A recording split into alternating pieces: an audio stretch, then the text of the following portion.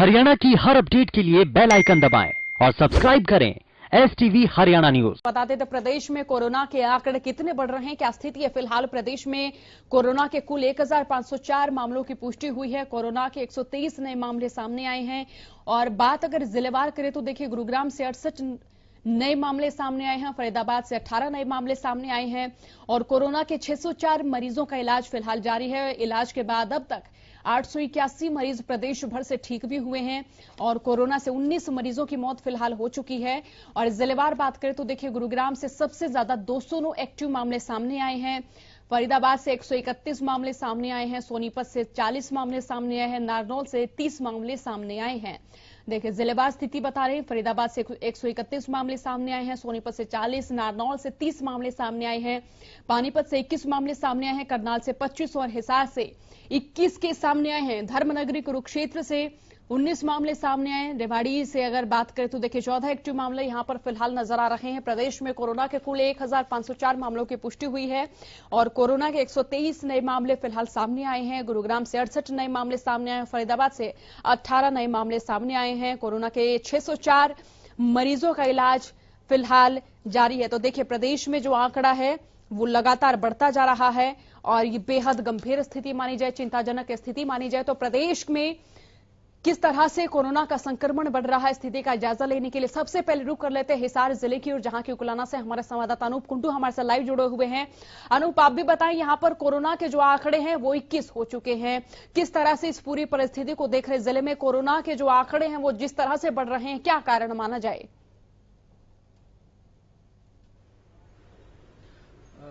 सोनिया जी, अगर हिसार जिले की बात करें तो इसमें जो सबसे ज्यादा आंकड़े बढ़ रहे हैं वो बाहर से आए हुए व्यक्तियों के हैं। जितने लोग कहीं बम्बई से, दिल्ली से या अदर स्टेट से जो लोग आ रहे हैं वही ज्यादा संक्रमित यहाँ हिसार में पाए जा रहे हैं। वो अपने पैतृक गांव आ रहे हैं या अपने रिश्तेदारों के यहाँ पर आ रहे हैं, वो सबसे ज्यादा संक्रमित पाए जा रहे हैं। और आंकड़ा बढ़ करके अब लगातार 21 हो चुका है, जिसमें से 5 लोगों की छुट्टी भी हुई थी। ये भी एक राहत भरी खबर है।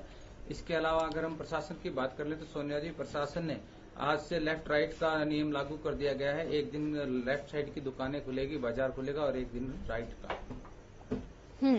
अनूप, देखिए, मौसम परिवर्तन भी हो रहा है और कहीं ना कहीं खबर आ रही है कि टिड्डी दल का आक्रमण हो रहा है आसपास के जुड़े हुए इलाकों में।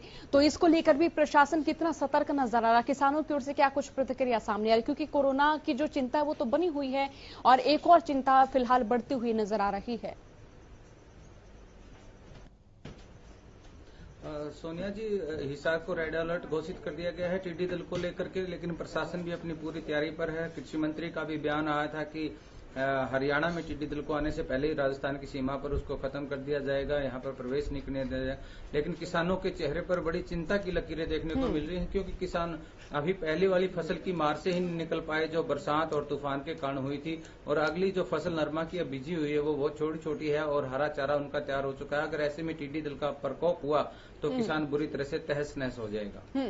अनूप, जिस तरह से प्रदेश में पीपीई किट्स की बात हो रही है, स्क्रीनिंग की बात हो रही है, स्वास्थ्य विभाग लगातार कहता हुआ नजर आ रहा है कि उनके पास पहले तो इक्विपमेंट्स नहीं थे, लेकिन अब जो है सरकार की ओर से तमाम सुविधाएं भी मुहैया करवाई जा रही हैं। लेकिन कई जिलों से खबर है कि वो सुविधाएं भी पर्याप्त नहीं पड़ रही हैं। तो यहाँ पर स्वास्थ्य विभाग की ओर से क्या कुछ इंतजाम किए गए हैं और जो इंतजाम, जो व्यवस्थाएं हैं वो कितनी नजर आ रही है? उनमें और भी इजाफा करने की जरूरत है क्या?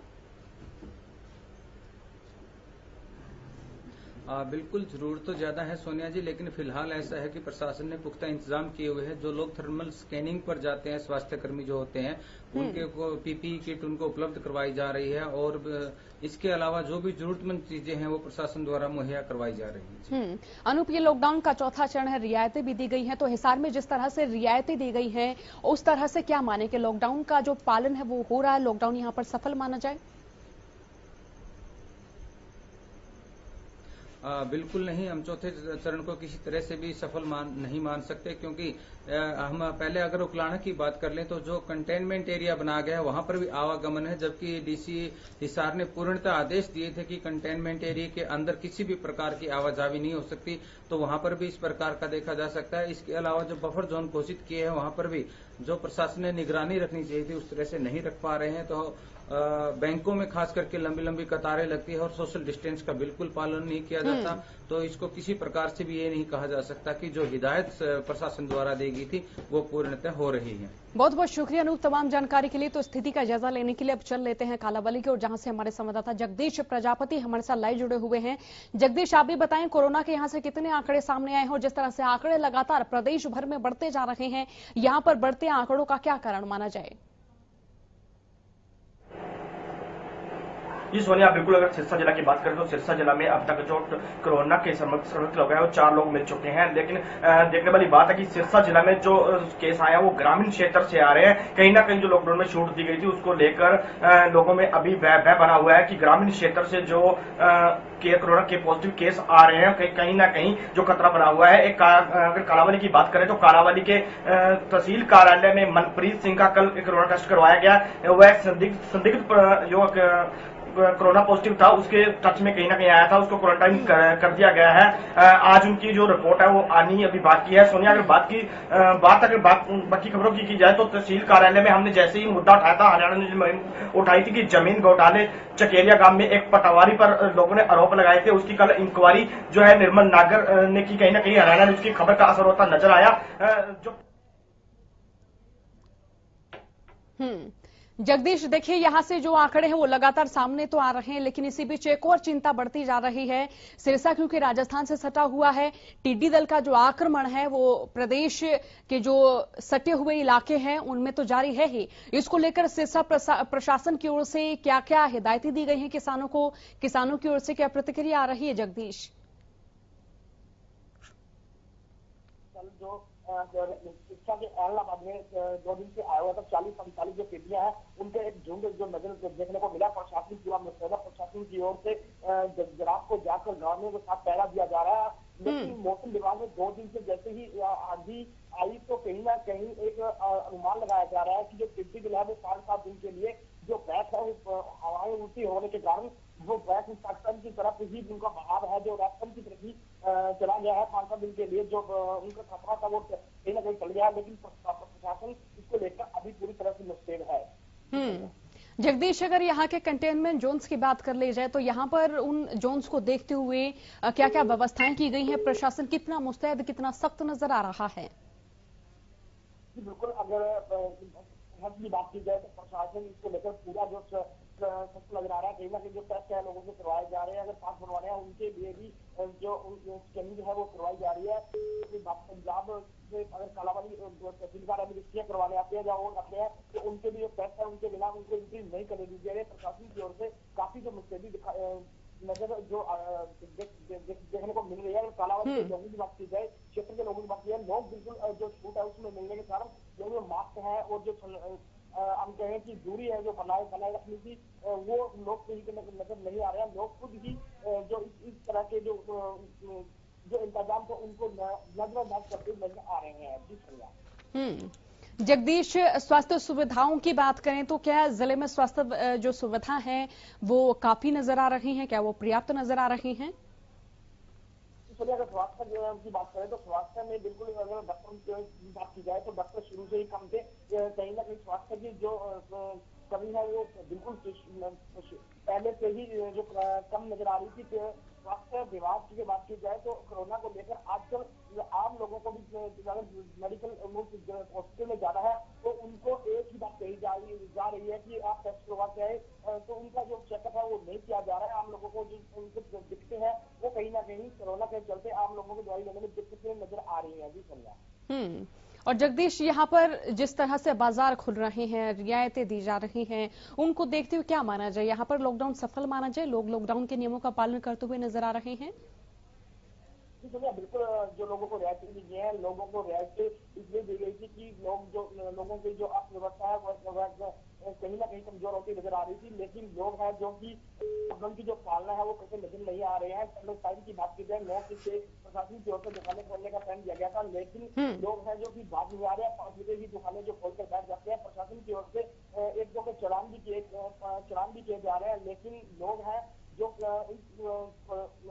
नियमों को कहीं ना कहीं साथ पर रखकर अपने जो हम कहें कि नियमों को साथ पर रखकर लोग जो काम कर रहे हैं। लोग इतने बेपरवाह हो चुके हैं कि उनको कोई जो भय है वो भय नजर नहीं आ रहा है। लेकिन प्रशासन सख्त जरूर नजर आ रहा है, लेकिन प्रशासन भी क्या करे, क्योंकि आम जो लोग हैं वो कहीं ना कहीं एकत्रित हो जाते हैं। बैंकों के आगे हम देख रहे हैं, बैंक में भीड़ लग जाती है, राशन की दुकानों पर बड़ी भीड़ लग जाती है। अगर पुलिस की ओर से उन पर कुछ अभी चीज की जाती है, पुलिस का जो हम कहें डंडे का जो प्रयोग किया जाता है, तो लोग जो है वो सरकार के खिलाफ जो बोलने का काम करते हैं। लेकिन प्रशासन इसको लेकर कहीं ना कहीं जो लोगों की लापरवाही को लेकर बेबस होता हुआ नजर आ रहा है। जी सोनिया, बहुत बहुत शुक्रिया जगदीश तमाम जानकारी के लिए। तो चलिए अब रुक कर लेते हैं सोनीपत जिले के, जहां से हमारे संवाददाता लाजपत हमारे साथ बने हुए हैं।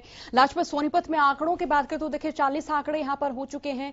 जो बढ़ते हुए आंकड़े क्या कारण माना जाए? उनका जो आवाजाही है उस पर तो प्रतिबंध लगा दिया गया है, लेकिन फिर भी क्या माने कि जिस तरह से आंकड़े लगातार बढ़ते जा रहे हैं, क्या लोग लॉकडाउन के नियमों का पालन करते हुए नजर नहीं आ रहे हैं?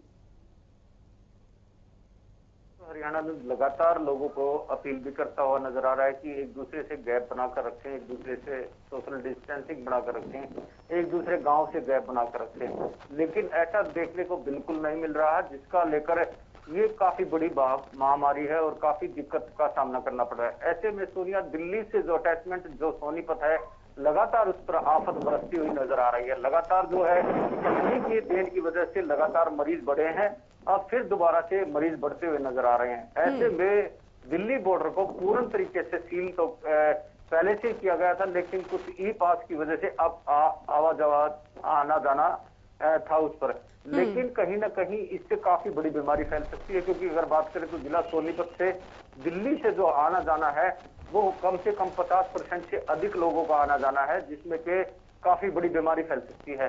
तो जो दिल्ली से आते जाते लोग हैं उनसे भी अपील है कि आप दूरी बनाकर रखें, अपना दिल्ली में ही कहीं ना कहीं व्यवस्था करें, क्योंकि जो अगर आप दिल्ली से बीमारी लेकर आएंगे तो उस गांव के लिए, उस घर के लिए काफी बड़ी आफत बन सकते हैं।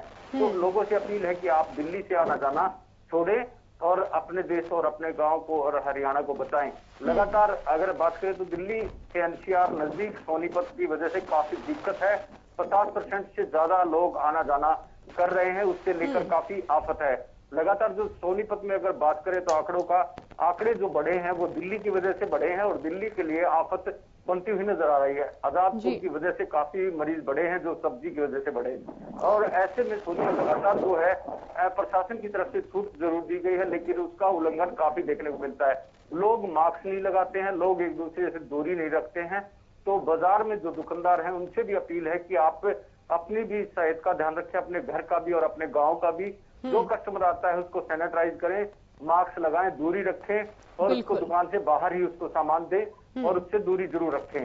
बहुत बहुत शुक्रिया लाजपत तमाम जानकारी के लिए, बहुत बहुत शुक्रिया। तो देखिए प्रदेश भर में जिलेवार स्थिति से आपको रूबरू करवा रहे हैं और अब स्थिति का जायजा लेने के लिए रुक कर लेते रतिया की ओर, जहां से हमारे संवाददाता अशोक ग्रोवर हमारे साथ बने हुए हैं। अशोक, आप भी यहाँ पर बताएं लॉकडाउन की क्या स्थिति नजर आ रही है, लॉकडाउन कितना सफल माना जाए?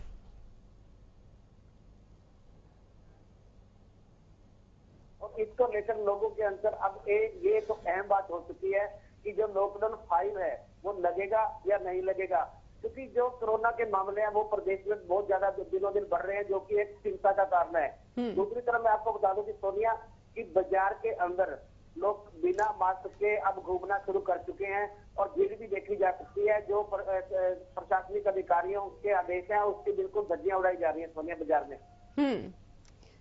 तो प्रशासन के किसी अधिकारी की ओर से, किसी नुमाइंदे की ओर से क्या इस तरह की कार्रवाई नहीं की जाती कि जो लॉकडाउन के नियमों का उल्लंघन करें उनको बताएं, उन पर चालान किया जाए, उनका चालान काटा जाए?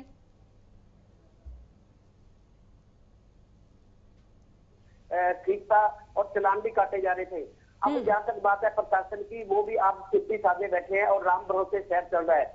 वही सोनिया मैं आपको बता दूं कि कोरोना का कल एक और मामला सामने आया है। या पास के एरमा गांव की एक थानी में जो दिल्ली से महिला आई थी वो कोरोना पॉजिटिव पाई गई है, जिसको अग्रवा में रेफर करके इलाज शुरू कर दिया वहां पे उसका। जी अशोक, जिस तरह से आंकड़े लगातार बढ़ रहे हैं, खास तौर पर ये चीज देखी जा रही है, ये कारण माना जा रहा है कि जिन लोगों की ट्रैवल हिस्ट्री रही है वो कोरोना से संक्रमित रहे हैं, तो इस तरह जो लोग आ रहे हैं क्या उनको क्वारंटीन करने की कोई व्यवस्था, क्वारंटीन करने की कोई हिदायत प्रशासन की ओर से नहीं दी जा रही? देखिए, जो लोग दूसरे स्टेटों से आ रहे हैं कई बार वो अपना सब कुछ छुपाते हैं और चुपचाप रहना शुरू कर देते हैं, जो कि शहर के लिए, गांव के लिए मुसीबत बनते जा रहे हैं। पूरे हरियाणा में आप देख लो कि दिल्ली से ज्यादातर जो लोग आ रहे हैं वो ज्यादातर दूसरे शहरों के लिए बीमारी लाकर लोगों के लिए मुसीबत खड़ी कर रहे हैं, जिसको लेकर प्रशासन को इसको लेकर कड़े कदम उठाने पड़ेंगे। सोनिया जी, बहुत बहुत शुक्रिया अशोक तमाम जानकारी के लिए। तो चलिए अब स्थिति का जायजा लेने के लिए चल लेते हैं हमारे संवाददाता अशोक मेहता की ओर, जो कि लाइव हमारे साथ बने हुए हैं। अजय, आप भी बताएं कि यहाँ पर क्या स्थिति नजर आ रही है? आंकड़े जिस तरह से लगातार बढ़ रहे हैं वो बेहद चिंताजनक स्थिति मानी जाए, गंभीर स्थिति मानी जाए, तो यहाँ पर जो आंकड़े लगातार बढ़ रहे हैं उनका क्या कारण है? देखिए, फतेहाबाद की अगर हम बात करते हैं, फतेहाबाद में भी आंकड़ा जो है अब 12 पार कर गया है। यहाँ पर क्या इस वक्त जो है का इलाज चल रहा है। अभी हाल ही में कल जो है पूरे जिले के अंदर 3 महिलाएं जो दिल्ली कोरोना पॉजिटिव पाई गई हैं। कहीं ना कहीं बड़ी जरूरत पड़ेगी कि जिस तरह से जो कंटेनमेंट जोन है और जो बफर जोन बनाए गए हैं उन पे निगरानी रखी जाए, ताकि जो लोग बाहर से आए थे और जिनका अब ट्रीटमेंट किया जा रहा है, जो पॉजिटिव पाए गए हैं, वो कहीं कहीं किसी कंटेक्ट में ना आए हों। साथ ही जो व्यवस्थाएं पहले थी दिल्ली को सील करने की, अगर वो फिर से इम्प्लीमेंट की जाती हैं तो कहीं ना कहीं ये एक राहत फिर से मिलेगी, क्योंकि अभी हाल ही में जो पेशेंट आए हैं वो तीनों पेशेंट ही दिल्ली से बस से यात्रा कर करके रोडवेज बस से आए थे और तीनों ही पॉजिटिव पाए गए हैं। सोनिया, यहाँ जो कंटेनमेंट जोन है, जो बफर जोन है, क्या वहां पर प्रशासन की मुस्तैदी नहीं है? क्योंकि और भी ज्यादा संक्रमण का खतरा माना जाए अगर वहां पर लोगों की आवाजाही अब भी है। इतनी की जा सकती है वहां पर मुस्तैदी जो है किया गया है, लेकिन जो लोग कहीं ना कहीं बाहर। बहुत बहुत शुक्रिया अजय तमाम जानकारी के लिए। तो देखिए, प्रदेश भर से जो आंकड़े वो लगातार बढ़ रहे हैं। सबसे ज्यादा जो आंकड़े वो गुरुग्राम से सामने आए हैं और इसी क्रम में हमने जिलेवार हमारे संवाददाताओं को जोड़ा, स्थिति को जानने की कोशिश की कि कहां पर आंकड़े किस तरह से बढ़ रहे हैं, क्या कारण रहा है। और खासतौर पर हमारे तमाम संवाददाताओं ने बताया कि जहां पर ट्रेवल हिस्ट्री ज्यादा रही, यानी जहां पर आवाजाही रही है लोगों की और जहां पर लोग आते जाते रहे हैं किसी काम के चलते, किसी कारण के चलते या फिर वैसे ही, तो वहां से लगातार संक्रमण के आंकड़े बढ़ते हुए नजर आ रहे हैं। फिलहाल के लिए बुलेटिन में इतना ही। बने रहिए हरियाणा न्यूज के साथ। नमस्कार।